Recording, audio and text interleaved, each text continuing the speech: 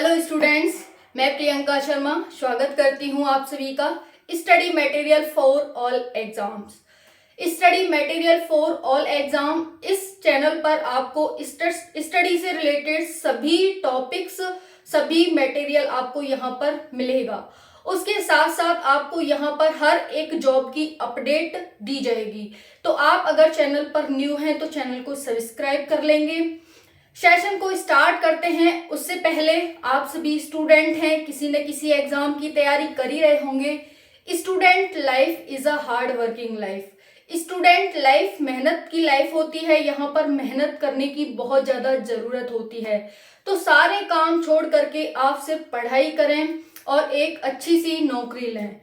वहीं हम दूसरी तरफ देखें कि कहा जाता है कि अगर हमने सरकारी नौकरी ले ली तो हमारा भविष्य बन गया, और हमने सरकारी नौकरी नहीं ली तो हमारा भविष्य बिगड़ गया, ऐसा कहा जाता है। बट ऐसा नहीं है फ्रेंड्स, कि अगर हम मेहनत कर रहे हैं, कभी कभी होता है हम बहुत मेहनत करते हैं लेकिन हमें रिजल्ट अच्छा नहीं मिलता है, तो हिम्मत बिल्कुल भी नहीं हारें। आज नहीं तो कल आपको रिजल्ट जरूर मिलेगा अगर आप मेहनत कर रहे हैं तो, ठीक है। और अगर आप पढ़ाई करते हैं तो पूरे मन से और एक जिद के साथ पढ़ाई करें, आपको नौकरी अवश्य मिलेगी। और अगर नौकरी ना मिले तो अपने जीवन को खत्म ना समझें कि हमारा जीवन तो बर्बाद हो गया, ये है वो है।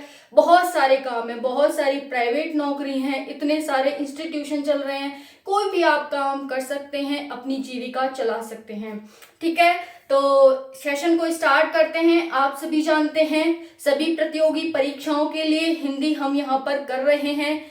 इस चैनल पर आपको सभी एग्जाम के लिए स्टडी मटेरियल प्रोवाइड कराया जाता है। उसके साथ साथ आपको हर एक जॉब की अपडेट भी यहाँ प्रोवाइड की जाती है। तो आप अगर चैनल पर न्यू हैं तो फिर से मैं कह रही हूँ कि चैनल को सब्सक्राइब कर लेंगे। और स्टार्ट करने से पहले, हम सेशन को स्टार्ट करते हैं उससे पहले आप वीडियो को शेयर कर देंगे ताकि हर एक उस बच्चे तक ये वीडियो पहुंच सके जिसको वाकई में नीड है, जो कि आपको भी बहुत सारा थैंक यू बोले और आपको भी दुआ दे, ठीक है। तो चलिए स्टार्ट करते हैं। एक और बात मैं बताना चाहूंगी फ्रेंड्स आपको कि ये देखो थ्योरी की क्लास है, हम यहाँ पर थ्योरी करते हैं पहले, उसके बाद हम यहाँ पर क्वेश्चन आंसर करते हैं, प्रीवियस ईयर क्वेश्चन आंसर और संभावित क्वेश्चन आंसर, ठीक है। तो अगर आपको ये लगता है कि ये फ्री में मिल रहा है तो किसी काम का नहीं है, हम तो पैसा देकर पढ़ना चाहते हैं, वो आपकी इच्छा है कि अगर आपके पास ज्यादा पैसा है तो कहीं पैसा देकर पढ़ना चाहते हैं तो वहां पढ़ सकते हैं। लेकिन अगर ये आपको फ्री में मिल रहा है as it is noted form में और डायरेक्ट यहाँ से क्वेश्चन आ रहे हैं, तो मेरे हिसाब से आपको वीडियो डेली अटेंड करनी चाहिए और यहाँ से अपने नोट्स बनाने चाहिए। नोट्स नहीं बनाना, सिर्फ आपको डिट्टो या तो इसकी पीडीएफ तो आपको मिलेगी कम्युनिटी पोस्ट पर, उसे आप सेव करके रख लें। अगर आप लिखना चाहते हैं तो डिट्टो इसी तरह से लिख लें और आप एग्जाम में देखेंगे कि कितना अच्छा कंटेंट है, ठीक है। ऐसा आपको कहीं पेड कोर्स में भी नहीं मिलेगा जितना आपको यहाँ पर फ्री में दे रही हूं मैं, ठीक है। तो चलिए सेशन को स्टार्ट करते हैं बिना देरी के। हम 3 क्लास ऑलरेडी ले चुके हैं। किसकी? वर्डमाला की। हमने हिंदी स्टार्ट की है बिल्कुल 0 लेवल से, उसमें हमने वर्डमाला स्टार्ट किया। वर्डमाला की हम 3 क्लास ले चुके हैं। पहली क्लास में हमने देखा था कि वर्डमाला होती क्या है, वर्ड का निर्माण कैसे हुआ, भाषा की सार्थक इकाई क्या होती है, भाषा का सबसे छोटी इकाई क्या होती है, ये सब हम देख चुके हैं। दूसरी क्लास में हमने स्वरों का वर्गीकरण, स्वरों के भेद देखे थे। फिर तीसरी क्लास में हमने व्यंजनों के भेद देखे थे या व्यंजनों का वर्गीकरण देखा था। 2 वर्गीकरण हमने कल देख लिए थे व्यंजनों के, 2 वर्गीकरण बच रहे थे जो कि आज हम देखेंगे। उसके बाद जो तीनों क्लासेस हुई हैं उसका हम रिवीजन करेंगे। तो चलिए देखते हैं। Useful for all competitive exam 3 मार्च 2023। व्यंजनों का वर्गीकरण। स्वर क्या होते हैं, व्यंजन क्या होते हैं, वैसे मैं बता चुकी हूँ लेकिन एक बार मैं फिर से बताना चाहूंगी जो भी न्यू स्टूडेंट्स हैं उनको। तो देखो स्वर क्या होते हैं, जो न्यू होंगे उनको पता चल जाएगा और जो पुराने होंगे उनका रिवीजन हो जाएगा। तो सुनेंगे यहाँ पर स्वर वे होते हैं, स्वर वे वर्ड होते हैं जिनका उच्चारण स्वतंत्र रूप से होता है। स्वर वे होते हैं जिनका उच्चारण स्वतंत्र रूप से होता है और व्यंजन वे होते हैं जिनका उच्चारण स्वरों की सहायता से होता है। Is that clear? कल भी मैंने बताया था कि आप हर एक व्यंजन को उठाएंगे और उसमें देखेंगे आपको हर एक व्यंजन में आपको अस्वर मिलेगा। अस्वर मिलेगा, जैसे कल वाली क्लास जाकर देखना, जिससे कि आपको डीपली समझने का मौका मिलेगा और बहुत अच्छा आपके लिए रहेगा।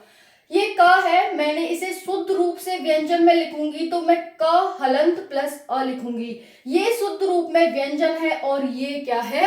अस्वर है। अगर हम इसे ऐसे लिखते हैं तो इसका मतलब ये व्यंजन तो हम कहेंगे, लेकिन इसे हम क्या कहेंगे कि ये स्वरों की सहायता से, स्वर की सहायता से बना हुआ है।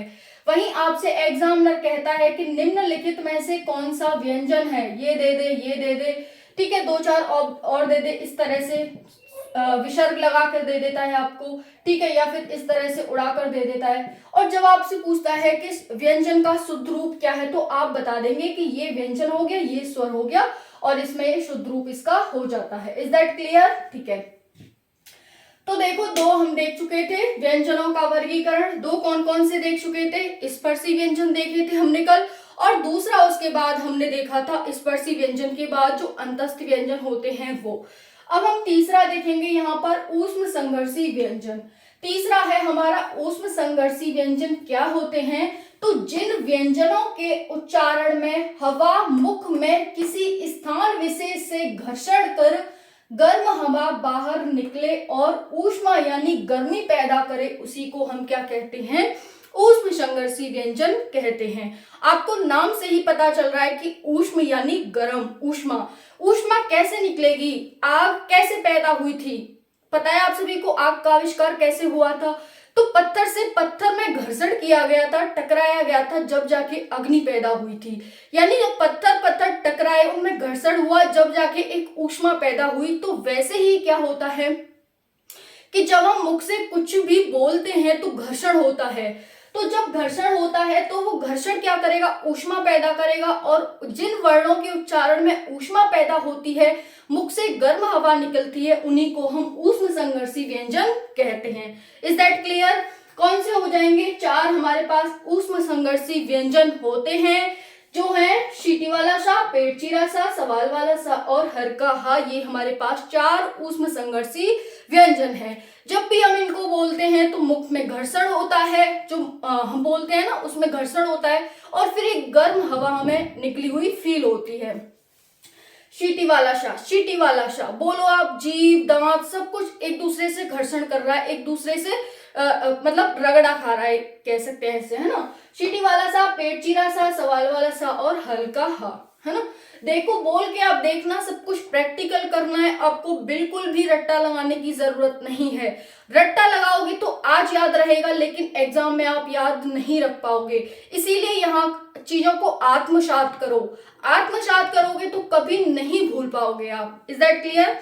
कोई भी डाउट अब भी रहता है इसमें से तो आप कमेंट सेशन में कमेंट करके पूछेंगे कि मैम ये इस तरह से कैसे हुआ।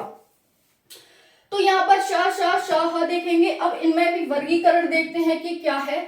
जो हमारा श होता है वर्ण, शीटी वाला श है, वो तालव्य वर्ग में आता है। यहाँ से एग्जामिनर पूछता है आपसे कि जो शीटी वाला श है वो हमारे किस वर्ग में आता है।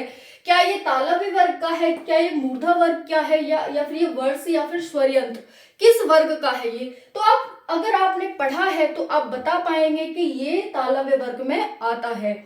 तो देखेंगे सीटी वाला सा तालव्य वर्ग में आता है, और उच्चारण स्थान क्या होता है? तालु से। तालु मैंने कल भी बताया था, ऊपर वाला हमारा मूर्धा होता है, उससे थोड़ा पीछे हमारा तालु होता है। पेट चिरा सा क्या होता है, जिसे षटकोण भी कहते हैं हम।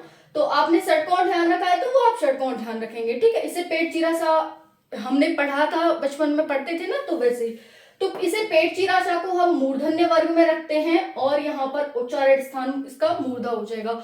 अगर आपको अभी भी दिक्कत है कि मूर्धा क्या है, तो आपने कल की क्लास नहीं पढ़ी है, क्योंकि मैंने कल बताया था कि अगर हम स्वर और व्यंजन की बात करें और उन्हें वर्गों में बांटने की बात करें, तो स्वर को हम 6 वर्गों में बांटते हैं और व्यंजन को हम 5 वर्गों में बांटते हैं। कौन कौन से हैं? स्वर के वर्ग हम देखेंगे यहाँ पर, और व्यंजन के वर्ग हम यहाँ पर देखेंगे। जिसकी मैंने ट्रिक भी बताई थी, KTOM, के ये स्वर की ट्रिक है और व्यंजन की है KTM2। Is that clear? चलिए अब यहाँ पर सवाल वाला सा आ जाता है, इसे वर्ग में रखा गया है और ये इसका जो उच्चारण होता है वो दांत और मसूड़े से होता है। नेक्स्ट है हमारा हल्का हा, इसे स्वर यंत्र वर्ग में रखा गया है और यानी इसे कंठ के भीतर ये स्थित होता है। ह जब हम बोलते हैं तो ये कंठ के भीतर से आवाज आती है ह में, ह ह। तो देखोगे बस यही जोर पड़ रहा है ह, लेकिन इसमें घर्षण तो होता है, तभी तो इसे ऊष्म संघर्षी कहा गया है। इसमें से गर्म हवा तो निकलती है इसे बोलते टाइम। तो आपको ये सारी चीजें लेके चलनी पड़ेंगी, क्योंकि एग्जामिनर आपसे सीधा सीधा नहीं पुट करेगा और जैसा भी एग्जामिनर पूछ सकता है उसी तरह से मैंने यहाँ पर आपके लिए डिजाइन किया है। कि देखो ऊष्म संघर्षी आपको पता चल गया, अगर एग्जामिनर पूछ लेता है कि किस वर्ग में आते हैं आप यहाँ से बताएंगे, अगर पूछ लेता है इसका उच्चारण स्थान क्या है तो आप यहाँ से बताएंगे, अगर फिर भी आपसे पूछ लेता है कि ये सघोष है या अघोष है या महाप्राण है तो आप यहाँ से बताएंगे कि ये तीनों जो हमारे वर्ड हैं ये क्या हैं, अघोष और महाप्राण हैं, अघोष और महाप्राण हैं, ध्यान रखेंगे। अब हम इस स्वर यंत्र की ह की बात करते हैं तो ये सघोष और महाप्राण है, ये अघोष है और ये सघोष है। अघोष और सघोष क्या होते हैं मैंने कल की क्लास में बहुत अच्छे से समझाया था फ्रेंड्स, तो आप उस वीडियो को जाके जरूर देखना, ठीक है। हो गया हमारा। अब हमारा फोर्थ जो वर्गीकरण था व्यंजन का वो देखते हैं, संयुक्त व्यंजन। संयुक्त से ही आपको पता चल रहा है कि ये कुछ संयुक्त होकर के यानी दो या दो से अधिक वर्णों से मिलकर के बना हुआ एक ये हमारा वर्ण है, इन्हीं को हम संयुक्त व्यंजन कहते हैं। तो संयुक्त व्यंजन क्या होते हैं, दो या दो से अधिक वर्णों से मिलकर के ये वर्ण बने हुए हैं, ये व्यंजन बने हुए हैं, इसीलिए इन्हें संयुक्त व्यंजन कहा गया है। तो इनकी संख्या भी 4 है, आपसे एग्जामिनर संख्या भी पूछ सकता है, इसकी डेफिनेशन परिभाषा क्या है वो भी पूछ सकता है आपसे। तो कुछ भी पूछे आप यहाँ से बताने में सक्षम हैं, इससे बाहर कुछ भी नहीं पूछेगा, कुछ भी नहीं पूछ सकता आपसे, ये मैं गारंटी के साथ आपसे कह रही हूँ। तो यहाँ संयुक्त व्यंजन देखेंगे, इनकी संख्या 4 होती है। पहले तो आपको यही ध्यान रखना है, वैसे ही आपको ऊष्म संघर्षी की ध्यान रखना है कि इनकी संख्या भी क्या है, 4 है। 4 संख्या है, कौन कौन सी है, छत्र ज्ञ श्र। अब देखो फ्रेंड्स मैं आपको यहाँ बता देती हूँ, मतलब आपके बाद में आप सोचोगे या फिर आपके ये डाउट बन सकता है कि मैम देखो हमने पढ़ा था वर्णमाला, वर्णमाला में हमने देखे थे वर्णमाला में हमने 52 वर्ड देखे थे, ठीक है। इसमें हमने 13 व्यंजन स्वर देखे थे और 39 व्यंजन देखे थे। यहाँ पर भी मैंने बताया था कि अगर हम उच्चारण स्थान के पर स्वरों की बात करें तो हम 10 ही बोलते हैं, लेकिन हम लिखित आधार पर बात करें तो हम 13 बोलते हैं। वैसे ही मैंने इनका बताया था कि अगर हम उच्चारण के आधार पर बात करें तो 35 बोलते हैं, अगर हम लिखित रूप में बात करें तो हम 39 बोलते हैं। सॉरी, ये हो जाएगा 39, हाँ 35 और यहाँ पर 39, ओके। तो यहाँ पर इस तरह से आप देखेंगे, ठीक है। अब यहाँ तक आपको समझ में आ गया कि इस तरह से हमने डिवाइडेशन किया हुआ था। उसके बाद यहाँ पर 13 स्वर कौन कौन से होते हैं, छोटा आ, बड़ा आ, छोटी बड़ी, छोटा उ बड़ा उ, छोटी बड़ी, रिरी छोटी ये बड़ी है, छोटा उ बड़ा उ, छोटी बड़े, ये हो गए हमारे पास 13। लेकिन हम अगर इसमें बात करते हैं कि भाई उच्चारण के आधार पर, तो हम रिरी को और छोटी अंग बड़ी अंग को निकाल देते हैं तो हमारे पास 10 हो जाते हैं। Is that clear? वैसे ही हम यहाँ पर बात करते हैं, यहाँ पर 25 हम स्पर्शी व्यंजन लेते हैं, क से लेकर के मा तक। क से मा तक हमारे पास क्या आ गए, क से मा तक स्पर्शी व्यंजन आ गए। उसके बाद क्या आ जाएगा, स्पर्शी व्यंजन हो गए। फिर आ जाते हैं हमारे पास अंतस्थ व्यंजन जिनकी संख्या 4 होती है। फिर आ जाते हैं हमारे पास संयुक्त व्यंजन जिनकी संख्या 4 होती है। तो 25 और 4 29, 29 और 4 हमारे पास 33 हो जाते हैं। फिर उसके बाद देखते हैं हम यहाँ पर अंतस्थ व्यंजन, संयुक्त व्यंजन और ऊष्म संघर्षी व्यंजन, ठीक है। ऊष्म संघर्षी व्यंजन ये हो गए हमारे पास 25 और 4 29, 29 और 4 हो गए 33, 33 और 4 हो जाते हैं हमारे पास 37, 37 और 2 है हमारे द्विगुण या फिर उच्छिप्त व्यंजन, द्विगुण या फिर उच्छिप्त व्यंजन। टेंशन लेने की बिल्कुल बात नहीं है, क्योंकि आज हम रिवीजन क्लास पढ़ेंगे तो सारी क्लासों का यहाँ पर आपको सब कुछ देखने को मिलेगा कि हमने लास्ट क्लास में क्या पढ़ा है। मैंने बता दिया। अब यहाँ पर 35 लेंगे तो हम इनको चारों को हटा देंगे। इस तरह से यहाँ पर आप देखेंगे। चलिए हमने ये रिवाइज कर लिया, लेकिन एक और बार आपको ये रिवीजन करने को मिलेगा। तो वैसे ही हमने कल यहाँ पर 25 वो देखे थे, कौन से, स्पर्शी व्यंजन 25 हो गए। उसके बाद हमने क्या देखा था, अंतस्थ व्यंजन देखे थे। तो 25 और 4 29 तो हमने कल पढ़ लिए थे। 4 हमने ऊष्म संघर्षी आज पढ़े हैं, और यहाँ पर संयुक्त व्यंजन 4 हम पढ़ेंगे। तो 29 और 8 कितने हो जाते हैं, 37। ठीक है, ये हो जाएंगे हमारे पास 37। और 2 हम द्विगुण व्यंजन देखेंगे यहाँ पर कल, जो कि हमने कल ही देख लिए थे। ठीक है, तो ये हमारे द्विगुण व्यंजन हो जाते हैं। 39 हमारे पास टोटल हो जाते हैं। तो वही देख रहे हैं यहाँ पर, ये इस तरह से, कहीं और से नहीं आए, आपके डाउट बन सकता है, इसीलिए मैंने यहाँ पर बताने की कोशिश की है। चलिए, इतना आप सभी को क्लियर हो गया होगा। अब हम देखते हैं, हम पढ़ रहे थे संयुक्त व्यंजन। संयुक्त का मतलब बता चुकी हूं मैं कि संयुक्त होकर के बने हुए हैं। किस किस से संयुक्त हुए हैं तो देखेंगे। जो हमारा च है वो क और स से संयुक्त रूप से बना हुआ है। त्र है वो त और र से संयुक्त रूप से बना हुआ है। देखेंगे आप, ये हमारा प्रॉपर व्यंजन है, ये हमारा शुद्ध रूप में व्यंजन है।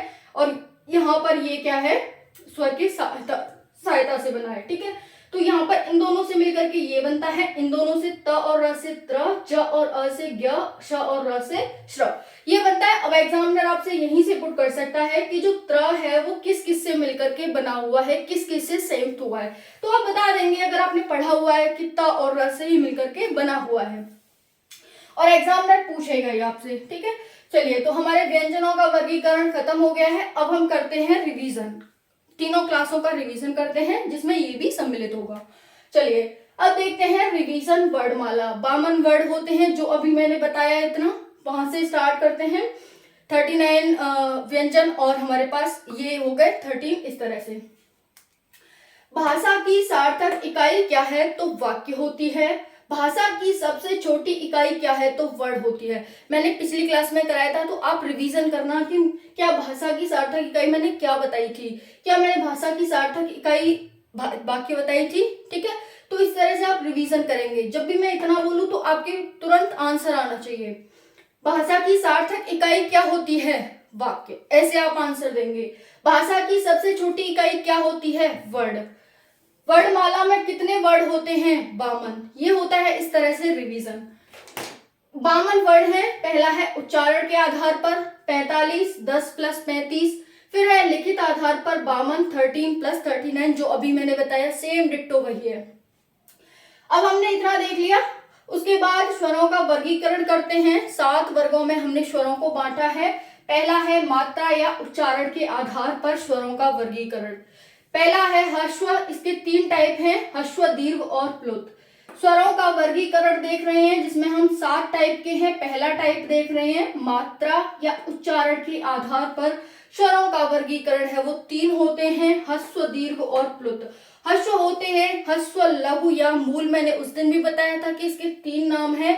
किसी भी नाम से आपसे एग्जामिनर पूछता है तो आप बताने में सक्षम होंगे, अगर आप क्लास को ध्यान से पढ़ते हैं तो ह्रस्व होते हैं अ, ए, उ। दीर्घ क्या होते हैं, आ, ई, उ, ए, जो बच जाएंगे वो दीर्घ हो जाएंगे। यानी क्या होता है, मैंने पहले पिछले ही बताया था, ह्रस्व वे होते हैं जिनके उच्चारण में हमें क्या होता है, कम फोर्स लगाना पड़ता है, या कम मतलब एक मात्रा का हमें समय लगता है। दोबारा समझेंगे, ह्रस्व स्वर वे होते हैं जिनके उच्चारण में एक मात्रा का समय लगता है। दीर्घ वे होते हैं जिनके उच्चारण में 2 मात्रा का समय लगता है। प्लुत वे होते हैं जिनके उच्चारण में दीर्घ जो हमारे स्वर होते हैं उनसे भी ज्यादा समय लगता है, यानी इनमें बहुत ज्यादा समय लगता है उच्चारण में। इन्हीं को हम ह्रस्व, दीर्घ और प्लुत स्वर कहते हैं। अ, ए, उ, फिर जो बच जाएंगे वो सब इसमें आ जाएंगे। और फिर रा। कभी आपने रामायण वगैरह का दोहा पढ़ा होगा, कभी कभी रा लिख करके इस तरह से लिखा होता है, तो इसका मतलब है ये आगे खिंच रहा है, राम राम, इस तरह से। तो ये इसीलिए इसे प्लुत कहते हैं। ये जो आप सिंबल देख रहे हैं, सिंबल भी आपसे पूछ सकता है एग्जामिनर कि प्लुत स्वर का निम्नलिखित में से कौन सा चिन्ह है, तो आप बता देंगे कि ये वाला चिन्ह किसका, एस टाइप का इसका होता है। दूसरा हमारा वर्गीकरण है, प्रकार है स्वरों का जीव की क्रिया के आधार पर। यहाँ हमने मात्रा, कम छोटी मात्रा, कम समय, बड़ी मात्रा, ज्यादा समय देखा। फिर है जीव की क्रिया, जीव आगे वाला पार्ट उठ रहा है, बीच वाला पार्ट उठ रहा है या पीछे वाला पार्ट उठ रहा है, हमारा जीव कैसे है, इस तरह से तो हमारी जीव है। अगर ये वाला पार्ट उठ रहा है जिन वर्णों के उच्चारण में, उसे हम अग्र स्वर कहेंगे। जिन वर्णों के उच्चारण में ये वाला पार्ट उठ रहा है उसे हम मध्य स्वर कहेंगे, और जिन वर्णों के उच्चारण में ये वाला पार्ट उठ रहा है उसे हम पश्च स्वर कहते हैं। Is that clear? चलो आगे बढ़ते हैं। तो फ्रेंड्स देखेंगे आप यहाँ पर जीव की क्रिया के आधार पर भी ये तीन होते हैं, अग्र, मध्य और पश्च। अब जीव है तो तीन टाइप से तो हमें तोड़ना ही पड़ेगा उसे, ठीक है। अग्र में कौन कौन से आते हैं? ई और ई और ए, छोटी ई बड़ी ई, छोटी ए बड़ी ए। फिर मध्य में आते हैं सिर्फ अ। जब हम अ बोलते हैं तभी हमारी जीव का जो बीच वाला भाग है ना वो उठता है। जब हम पश्च स्वर बोलेंगे यानी बड़ा आ छोटा ऊ, बड़ा ऊ छोटा ओ और बड़ा ओ बोलेंगे, तब हमारी जीभ का पीछे वाला भाग उठता है। तो इन्हीं के आधार पर, जीव की क्रिया के आधार पर ही इन वर्णों को बांटा गया है। चलिए हमारे दो हो गए, दो वर्गीकरण हो गए। तीसरा देखते हैं, मुख विवर या द्वार के आधार पर स्वर के भेद। मुख विवर क्या है? ये जो आपको मुख दिख रहा है ना, इसके आधार पर व्रत, जब हम बोलते हैं तो हमारा व्रत बन रहा है, अव्रत बन रहा है मुंह का, या फिर वो संव्रत बन रहा है या फिर अर्ध संव्रत बन रहा है, इस तरह से इन्हें बांटा गया है। तो ये चार प्रकार के होते हैं किसके? मुख विवर। विवर को ही हम द्वार कहते हैं, ठीक है। तो द्वार के आधार पर ये चार होते हैं, विव्रत, अर्धविव्रत, संव्रत, अर्ध संव्रत। विव्रत का मतलब होता है ऐसे वर्ण जिनके उच्चारण में हमारा पूरा मुंह खुला रहता है, एकदम खुला रहता है। अर्धविव्रत वे होते हैं ऐसे वर्ण जिनके उच्चारण में हमारा आधा मुंह खुला रहता है, आधा मुंह। संव्रत वर्ण वे होते हैं जिनके उच्चारण में हमारा पूरा मुंह बंद रहता है, यानी हम बोलेंगे तो मुंह हमारा खुलेगा नहीं, उनके उच्चारण में बंद ही रहेगा। अर्ध संव्रत वे होते हैं जिनके उच्चारण में, ऐसे वर्ण जिनके उच्चारण में हमारा आधा मुंह बंद रहता है, अभी पूरा मुंह बंद था फिर आधा, इस तरह से आप देखेंगे ना, तो यहाँ लिखा हुआ है। तो जब हम विव्रत को बोलते हैं तो पूरा मुंह खुला कब रहेगा? बड़ा आ, बड़ा आ। जब हम अर्ध विव्रत का मतलब आधा मुंह खुला रहेगा, कब? छोटा आ, छोटा आ, बड़ी ए और बड़ा ओ, छोटा आ, बड़ी ए, बड़ा ओ, ठीक है। फिर है संव्रत, मतलब आधा हमारा पूरा मुंह बंद रहेगा, छोटी ए, छोटा ओ, छोटी ए, छोटा ओ, इस तरह से। फिर है अर्ध संव्रत, आधा मुंह बंद रहेगा, कैसे? छोटी ई, बड़ी ई, छोटा ऊ, बड़ा ऊ। लेकिन जब हमने पूरा मुंह बंद का मतलब छोटी ए, छोटी ए, छोटा ओ, छोटी ए, छोटा ऊ। जब हम इन्हें बोलते हैं छोटी ई, बड़ी ई, छोटा ऊ, बड़ा ऊ, आधा मुंह बंद रहता है, यानी कि चपटे टाइप में आ जाता है। जब हम गोल बात करते हैं, विव्रत की बात करते हैं, तो पूरा मुंह गोल टाइप का हो जाता है, ठीक है, खुला मतलब। अब चौथा हमारा वर्गीकरण है होठों की आकृति के आधार पर। मुंह की बात कर रहे थे, आधा खुल रहा है, पूरा खुल रहा है, पूरा बंद है, आधा बंद है, इस तरह से। अब हम होठ की आकृति देखेंगे, इसके भी चार टाइप होते हैं, दो टाइप होते हैं इसके। होठों की आकृति के आधार पर दो टाइप होते हैं, अव्रतमुखी और व्रतमुखी। पहले मैं ये देखना चाहूंगी कि आपको ये साफ दिखाई दे तो रहा है, क्योंकि मुझे फोन थोड़ा सा नीचे भी करना पड़ेगा ना। चलिए थोड़ा सा नीचे कर लेते हैं फोन को, जिससे कि आपको नीचे वाला भी अच्छे से दिखाई देने लग जाए। एक मिनट, मुझे बस थोड़ा सा टाइम देना।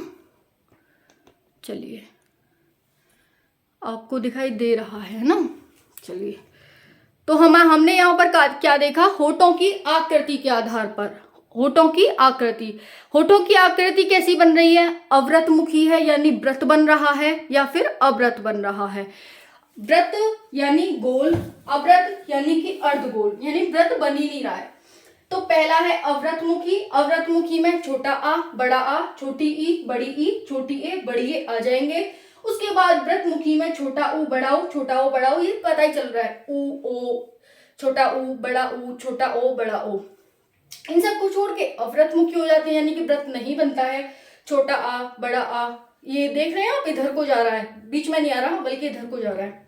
वो हो जाएगा। ठीक है, तो आप ध्यान रखेंगे होठों की आकृति के आधार पर दो प्रकार के, यहीं से क्वेश्चन पूछेगा आपसे एग्जामिनर कि निम्नलिखित में से कौन सा वर्ण व्रतमुखी है और कौन सा वर्ण अव्रतमुखी है, वैसे इनमें से।